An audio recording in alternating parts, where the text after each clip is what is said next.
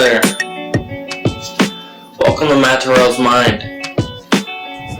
First off, I want to thank everyone who's plugged in directly from my mobile app. If it weren't for you guys, I'd have less people listening. For those of you watching me elsewhere and want to fully experience my message, you can find more information about me before, during, or after the show. Well, I guess not before, it's too late for that, but you still have time before the next segment. Today in Matt Tyrrell's Mind, we discuss the big issue of advertising to potential and existing clients without being tuned out. The first thing I want to discuss is the term advertising itself. It's a powerful word, but its connotation has overpowered the actual meaning behind it. You can use Webster to define it if you want, but for the sake of this show, the general definition of advertising, we'll set it as to inform the public, while the perceived definition is more related to an interpretation and an interruption of entertainment for the sake of trying to get people to buy stuff. Although that wasn't said in the most elegant of ways, that is how our society views ads, or at least how they think they view them.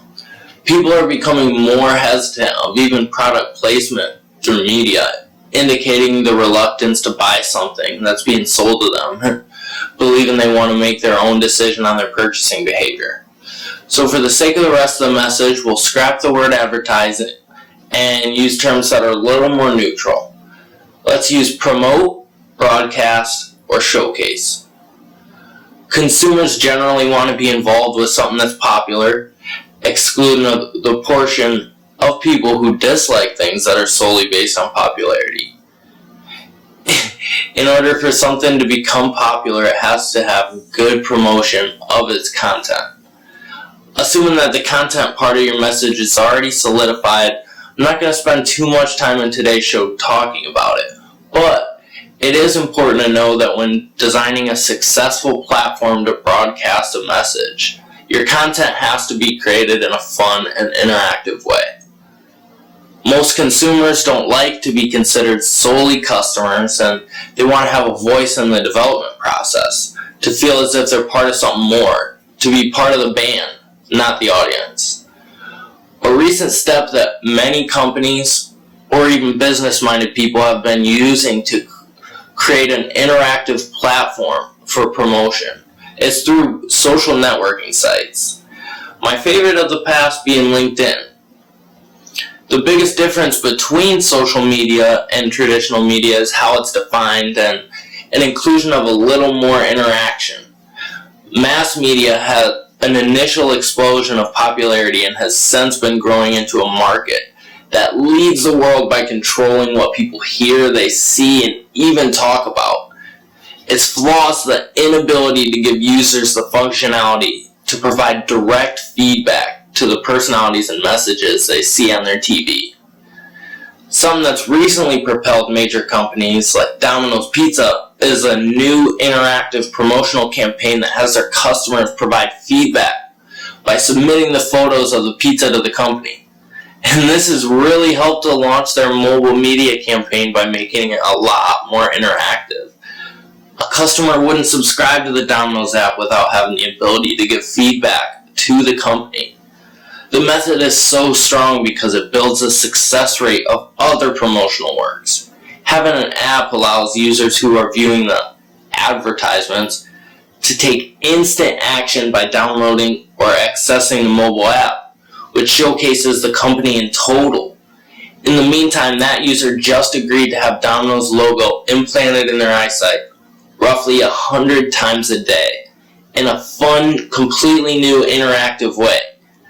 Grocery stores have been doing something similar for years, collecting data from customers by giving them exclusive deals and promotions in exchange for having their logo appear on keychains and in wallets through a loyalty card, which then in turn brings them back in for more anyway.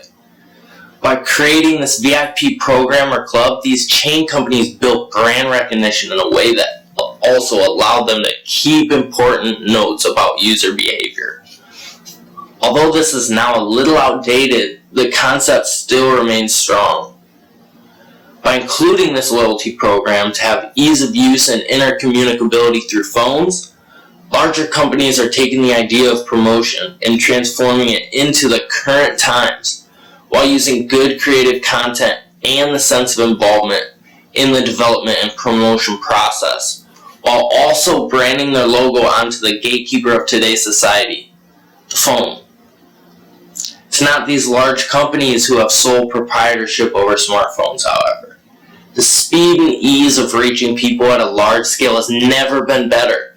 There's no longer a need to get people to see something on the large screen, because people don't have access to that at their fingertips as often as the small portable screen of phones and tablets. The initial push for this mainstream small-scale marketing was done through networking sites, but much like the hesitancy of consumers to engage with TV ads, these networking sites are becoming polluted with that nasty 4-syllable word, advertisements. The broadcasting of a corporate message needs to be more engaging, while incorporating entertainment value and being informative. Giving updates about relevant, non-promotional material, such as a realtor discussing the state of the housing market, that can keep the public coming back to that platform for answers to all of their industry questions.